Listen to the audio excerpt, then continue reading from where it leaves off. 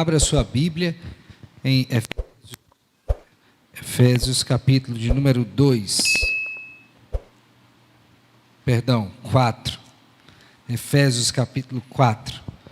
Vamos ler e meditar hoje a partir do verso número 2. Tá bom? Efésios 4.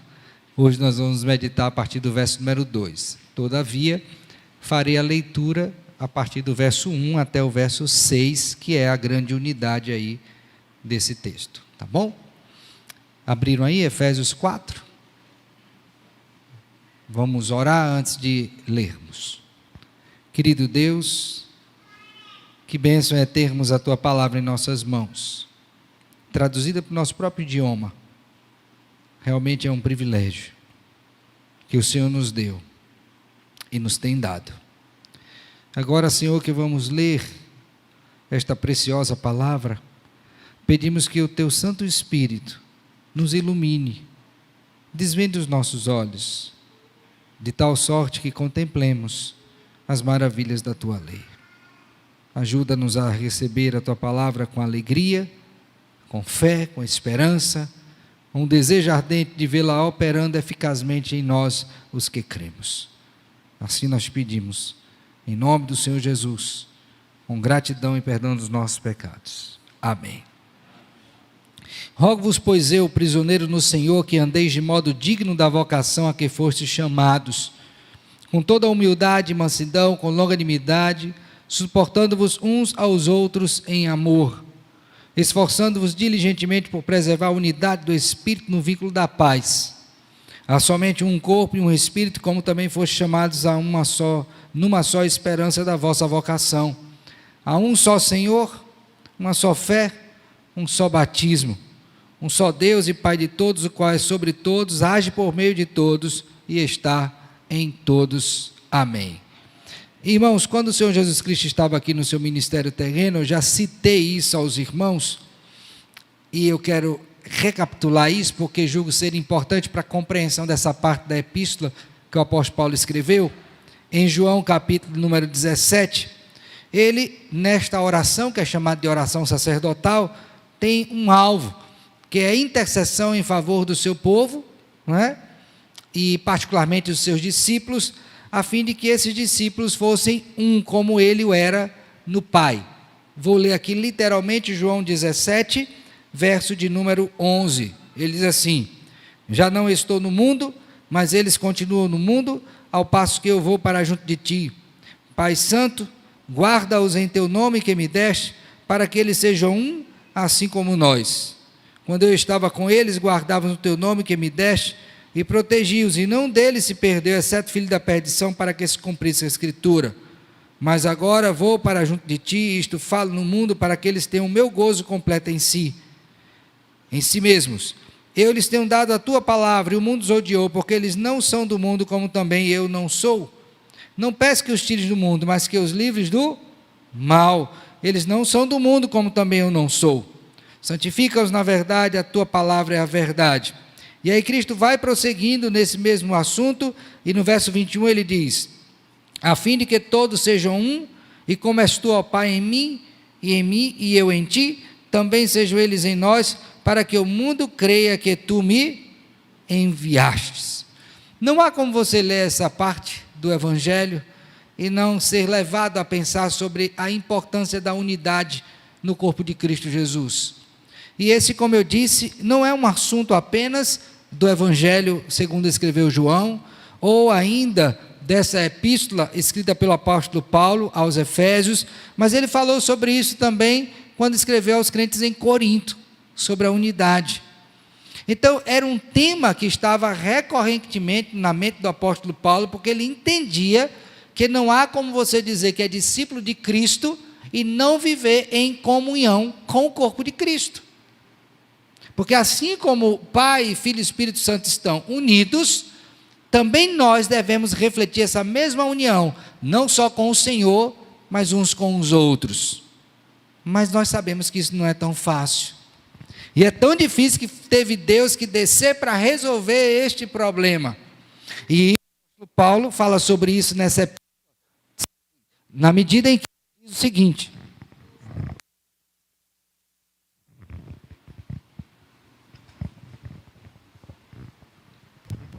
Gravaram? Ei, som. Qual dos dois? Esse aqui? Ei, som. Ok. Na medida em que, discorrendo nessa epístola, estão me ouvindo bem? Foi que foi dito que Cristo veio, cumpriu a sua obra, uniu aqueles que estavam desunidos a Cristo Jesus, e ele fez de ambos os povos, judeus e gentios, um só povo. Lembra que ele diz isso? No capítulo 2, e usou a expressão, ele derrubou o muro de separação. Então, esse tema da unidade já vem sendo estabelecido na epístola desde os capítulos anteriores. E agora, quando chega nesse capítulo de número 4, irmãos, refletindo o ensino de toda a Escritura, o apóstolo Paulo é mais enfático ainda nisto, dizendo que não é apenas uma questão abstrata, mas ela precisa ser prática. Não é apenas eu falar sobre unidade, ou quem sabe cantar o Salmo 133, ou recitar de cor João capítulo 17. É algo que eu preciso, como discípulo de Cristo, experimentar. A minha vivência diária, os meus relacionamentos com os meus irmãos devem refletir isso. Mas como eu disse, essa não é uma coisa fácil. Andar da maneira digna da qual fomos chamados, da nossa vocação, não é fácil. Por essa razão, então, nessa parte que vamos considerar hoje, que é o verso 2 do capítulo 4, você vai observar o que é que Paulo diz que eu e você precisamos ter em termos de atributos para que possamos viver unidos. E aí a gente vai considerar que realmente não é uma coisa fácil. Note comigo que, a partir do verso 2 do capítulo 4, o apóstolo Paulo vai dizer agora o modo no de respeito às disposições interiores para este andar digno. Como é que eu devo andar de maneira digna? E aí o texto está muito fácil a divisão. Primeiro, você não andará de modo digno sem que tenha humildade, mansidão, longanimidade e amor. Esses 4 itens, eles são essenciais para que haja o quê? Unidade no corpo de Cristo, no que diz respeito às disposições interiores que cada um de nós precisamos ter em Cristo Jesus. Meu propósito, então, nesta noite, é examinar com os irmãos cada um desses itens, para que a gente possa avaliar o nosso próprio coração e perceber se, de fato, não estarmos unidos aos nossos irmãos como deveríamos, não é reflexo exatamente da ausência destes atributos. Então precisamos conhecê-los, para que, uma vez conhecido, avaliemos a nossa vida e saibamos se a quebra de unidade não tem se dado pela falta de um ou de todos estes. Vamos analisar então? Quando o apóstolo Paulo está dizendo que aqueles que devem andar com humildade, logicamente que a mente do apóstolo Paulo caminha não somente na definição da palavra, mas no exemplo maior, perfeito disto. Ok? Então, se alguém quer andar em unidade no corpo de Cristo, ele não pode ser uma pessoa arrogante, alguém que se acha mais digno do que os outros, que concebe em si mesmo um valor maior do que o seu próximo. Alguém que imagine que por conta do que ele é, ou do que ele tem, da sua origem, ele possa ser superior a outrem. Na verdade, o que o apóstolo Paulo está dizendo é reflexo daquilo que está posto em Romanos capítulo 12, verso 3. Ninguém pense de si mesmo além do que convém, antes pense com moderação. Nós precisamos ter uma visão correta acerca de nós mesmos e entendermos quem somos diante de Deus e uns dos outros. E aqui, à luz da própria carta, essa definição de humildade, ela se torna mais vívida ainda, na medida em que você contempla os versos de número 1, 2 e 3 do capítulo 2. Pois se alguém quer se orgulhar, deve olhar para a sua condição antes de Cristo. Quer se orgulhar? Então vamos aferir quem éramos, todos nós, sem exceção antes de Cristo, para ver se de fato temos alguma coisa do que nos orgulhar.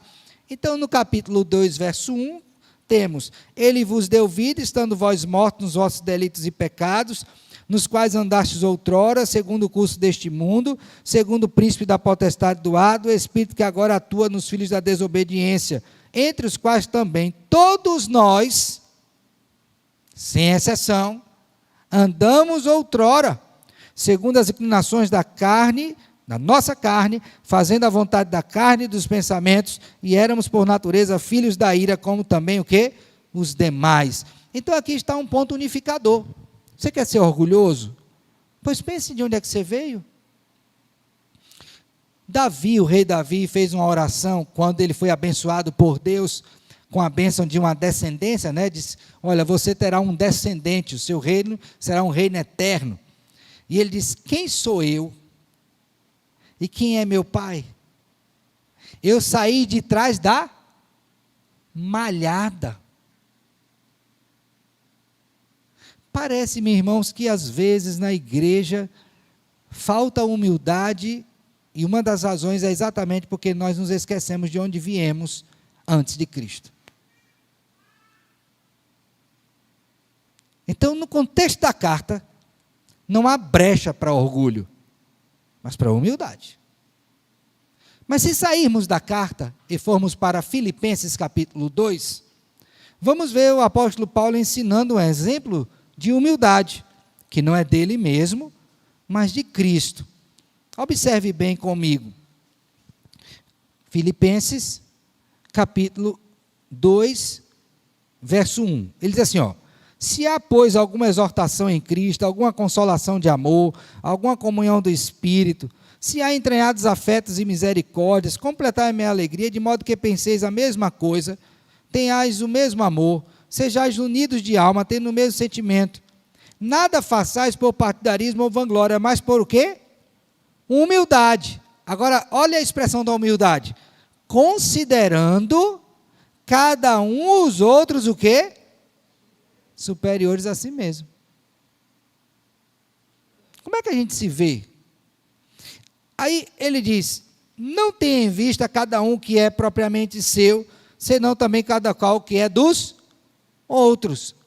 Qual seria o grande exemplo de humildade? Cristo. Verso 5. Tende em vós o mesmo sentimento que houve também em Cristo Jesus, pois ele, subsistindo em forma de Deus, não julgou como usurpação ser igual a Deus, antes a si mesmo se esvaziou, assumindo a forma de servo, tornando-se em semelhança de homens, reconhecido em figura humana. A si mesmo se humilhou, tornando-se obediente até a morte, morte de cruz. Então, a primeira coisa que eu preciso para ver unidade é ser humilde. Orgulhosos não vivem em unidade. Isso é entre irmãos, entre cônjuges, entre membros da igreja. Meu filho, olha, entenda bem uma coisa: se tiver orgulho, não terá unidade. Não tem como, porque são antagônicos. Temos unidade em Cristo, ele se fez humilde. Então Paulo diz, primeiro ingrediente, quer ver unidade? Tem que ter o quê? Humildade. Rimou, não foi? Quer viver unidade? Tem que ter o quê? Humildade. Segundo ingrediente, mansidão. A mansidão é aquela característica da pessoa que se controla, que se domina. O termo é usado, inclusive, para animais que são adestrados. Ele tem força, imagina um cavalo. O cavalo é um bicho forte, né? Bicho forte. Mas imagina um cavalo adestrado, que ele só anda quando você aciona ele, ou para quando você, então, o breca. Está debaixo do controle ali. Tá? Inclusive, Davi usa essa mesma expressão, dizendo, não seja como um cavalo ou o quê? Uma mula, sem domínio. Então, imagine um animal adestrado. Um homem manso é um homem que ele tem todo o poder para reagir, mas ele consegue se controlar e usar a força para o bem. Lembra de Moisés? Foi tido na Escritura, segundo a Escritura, como homem o quê? Mais manso. E eu fico pensando naquela ocasião em que ele chegou na casa dele e viu o irmão, eu estou dizendo casa, o ambiente, o irmão e a irmã confabulando contra ele, apunhalando pelas costas. Não foi só uma faca, não, foram duas, a da irmã e a do irmão. E o que foi que ele fez? Ele podia acabar com eles ali, humanamente falando? Podia. Mas sabe o que ele fez? Ele orou por ela. Muito controle, não é? Cristo poderia ter acabado com tudo, com ira. Não fez isso.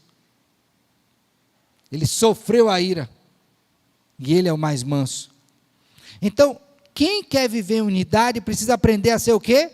Manso. E esta mansidão é fruto do Espírito Santo de Deus que controla este homem. Atualmente, as pessoas, diz certo autor, que mansidão é conhecido como não violência. Mas não é só isso. Porque você vai ver Moisés ferindo a rocha, você vai ver Cristo botando os cambistas para fora. A mansidão não é isso. É você ter controle para não exceder a dose. Mas não a demonstração de uma justa ira.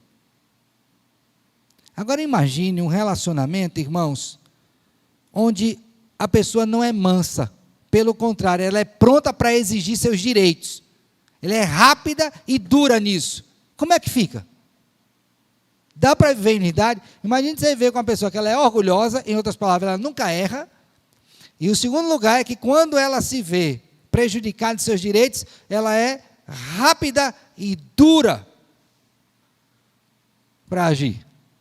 Porque ela pensa somente nos seus direitos. Então, quando a gente olha para isso aqui, eu fico pensando, se Deus fosse exigir os direitos dele, que ele tem, como que seria a nossa vida? Por isso que alguns dizem que a vinda de Cristo está demorada, é porque ele é o quê? Longânimo, terceira característica. Não é que ele não vai fazer, não, é porque ele tem paciência, que não é vencida pelas circunstâncias. Então, quem quer andar em unidade tem que ser humilde, precisa ser alguém controlado, porque ele vai ser realmente testado em fazer valer os seus direitos, e precisa ser alguém que tenha muita paciência. Porque se ele não tiver paciência, toda hora ele vai ter motivo para uma confusão. É o sapato que deixou do lado de fora, é a meia que está não sei aonde, é a toalha não sei aonde, é a pasta que espremeu errado, é a comida que não disse que não gostou. Meu irmão, vai ter tanta coisa. Mas ela precisa ser o quê? Longânima. É ter uma paciência que não é vencida pelas circunstâncias. É uma paciência que é uma virtude que conduz aquela pessoa a uma passividade ativa. Não é que ela não esteja fazendo nada. Ela está esperando o momento certo para fazer o que é correto. Então, Paulo diz, olha, nós recebemos uma vocação para andar de maneira digna. Andar de maneira digna é andar em unidade. Para que isso aconteça, a igreja em Éfeso, você precisa ser humilde. Você precisa ser qual a segunda? Qual a segunda? O quê? Isso, e a terceira? Longânimo. Tem que ter esse mix.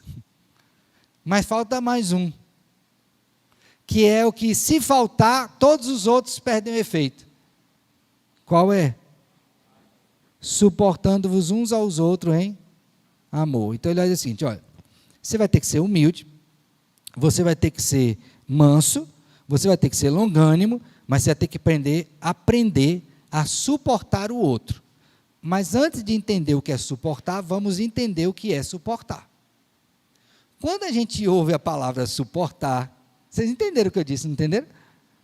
Porque há uma compreensão errada. Rapaz, eu não suporto fulano de tal. É a ideia de impaciência, de não tolerar. Ok? E o que é a palavra suportar aqui? É sustentar e não simplesmente aguentar.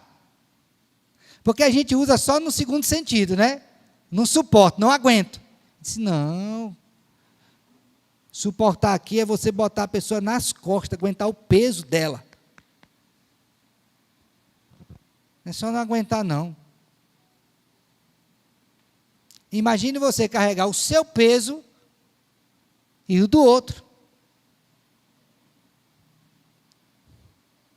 Mas se você quiser andar em unidade, você tem que aprender o quê? A suportar. Que não é só aguentar, é carregar.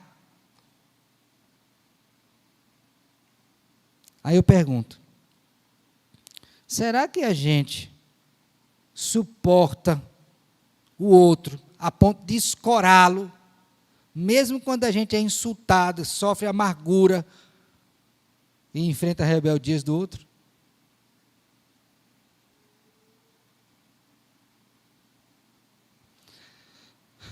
Eu tenho refletido esses dias sobre a questão de amor, né? Demonstrações de amor. Entre esposa e esposa, entre irmãos, entre pais e filhos, filhos e pais. E eu fiquei observando ao meu redor, né? Eu disse, rapaz, mãe suporta muito, não suporta? Olha, pai suporta, mas mãe, e aqui eu não estou fazendo comparação de pai terreno e celeste, não, estou falando de ser humano, tá? Mãe suporta. Rapaz, olha, mãe é um negócio impressionante. Eu não estou dizendo que amor de pai é maior do que de mãe, não, tá? Não estou dizendo isso. Eu estou analisando. O menino apronta coisa. E é insulto. E é rebeldia. E disciplina. E chora. E vai, e volta. E a mãe ali, ó. E se você disser, larga esse menino, ela diz, não largo. É mais fácil ela largar o esposo do que um filho. Não deveria ser assim. Porque não deveria largar nenhum nem outro. Tá? Mas se botar para escolher, é arriscado ela dizer, vai o homem e fica o menino. É uma capacidade de suportar as coisas. E eu fiquei pensando, meu Deus, o quanto Deus, aí eu pensei em mim, me suportou e me suporta para viver unido.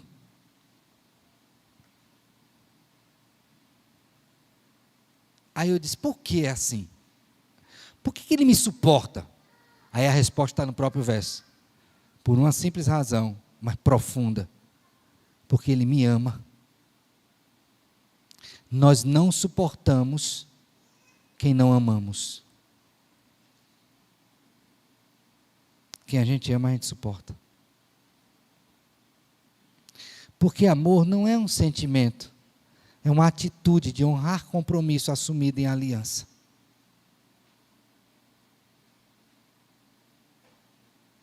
Então Paulo olha para a igreja e diz assim, meus irmãos, eu estou sabendo que há uma confusãozinha aí entre vocês.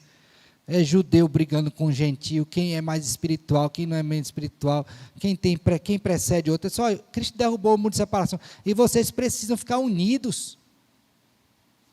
Agora essa união vai ter que ter algo, vai ter que ter uma disposição interior. Vocês precisam ser humildes, para admitir quando erra. Vocês precisam ser mansos, vocês precisam ser longânimos, e vocês precisam suportar um outro em amor. Tem que suportar. Senão não vai viver. Qual é a atitude? Não quero fazer nada disso, tá? Mas eu quero fazer parte da mesma igreja. Eu entro por uma porta e você sai pela outra. Não me encontro. Eu evito. Mas não foi chamado para viver assim. Foi chamado para viver em união. Então, o que é que eu preciso? Eu olhar para isto, para este santo padrão posto aqui pelo Senhor nessa epístola, e dizer, Senhor, andar de modo digno implica em viver em unidade. Me ajude, Pai. porque eu não tenho sido daqueles que suportam, eu não tenho sido longânimo, eu não tenho sido alguém manso e muito menos humilde. Por isso meu relacionamento está acabado. Tenha misericórdia, me ajude. Me ajude. Esse princípio não é um princípio só para a igreja. Não, pastor, mas não está falando. Não é algo para viver só quando eu estou reunido como povo do Senhor. É algo para eu viver na família. Por isso que esse capítulo antecede o 5, que é sobre família. Porque quando eu vou viver em unidade matrimonial, em unidade na relação paterno-filial, o que vai ser o recheio da minha comunhão em familiar? Humildade, mansidão, longanimidade e amor.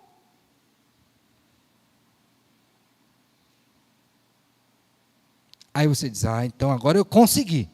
Vamos voltar os olhos aí, por favor. Verso 3. Depois que ele diz isso, suportando uns ao outro em amor, ele diz, esforçando-vos diligentemente por preservar a unidade do Espírito no vínculo do quê?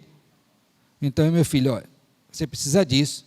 Agora, não imagine você que vai ser fácil, porque, usando aqui a palavra traduzida, né? Você vai precisar se esforçar diligentemente. Então, duas palavrinhas aqui importantes, tá? Uma que denota sacrifício pessoal e a outra que denota perseverança nesse sacrifício. Nossa tradução nesse sentido aqui nos ajudou, né? É o esforço diligente. Não é uma coisa que eu me esforço aqui e paro. Eu preciso o quê? Continuar me esforçando. Porque todo dia eu preciso ser longânimo, todo dia eu preciso ser manso, todo dia eu preciso ser humilde, todo dia eu preciso ser amoroso. É esforço o quê? Diligente. Não é hoje e amanhã e depois não. É todo dia, o dia todo. Esses dias eu saí de casa para trabalhar, tá? Saí de casa, aí saí cedo, voltei. Aí quando voltei, eu olhei para casa e tinha acontecido alguma coisa, eu cheguei já, como diz o outro, né, com a pá virada, né? Aí eu olhei para casa, vi aquelas duas figuras ali sentadas impolutas. E o sentimento era de desagregar. Mas Deus me fez pensar sobre isso. E lembrar da paciência, da longanimidade, da mansidão e do amor. E se não houver esforço, não vai haver o quê? Unidade. E o primeiro que tem que se esforçar sou eu. Não fique esperando o outro. Você. Porque o mais sábio, o mais santo, o mais humilde, desceu. Não fomos nós que fomos. Foi ele que veio. O ofendido veio. E isso mostra para nós, irmãos, que quando eu quero ter unidade no corpo de Cristo, eu não posso ser orgulhoso. Eu não posso ser explosivo. Eu tenho que ser longânimo. E isso é fruto do Espírito Santo de Deus. Por isso que a palavra apostolar é enchei-vos do Espírito.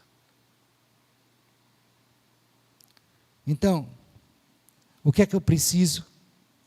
Humildade, mansidão, longanimidade e amor. E me esforçar diligentemente para preservar o vínculo da paz. Todos os dias, o dia todo. Porque se assim não for, nós estaremos quebrando a nossa vida e os nossos relacionamentos. Quero finalizar dizendo o seguinte: quando Cristo orou, em João 17, ele disse assim: Pai, a minha oração é para que eles sejam um, como nós o quê? Aí eu quero lhe dar uma palavra de incentivo. Olha, é difícil, manter a unidade, tá? É difícil. É muito difícil. Mas o bom é saber que o nosso Redentor morreu, ressuscitou, e vive está à direita de Deus, intercedendo por nós, para que nós, povo dele, sejamos um, como ele o é com o Pai. Essa é a garantia de que o nosso esforço nesse sentido não é vão. Que você pode batalhar, porque você terá a resposta.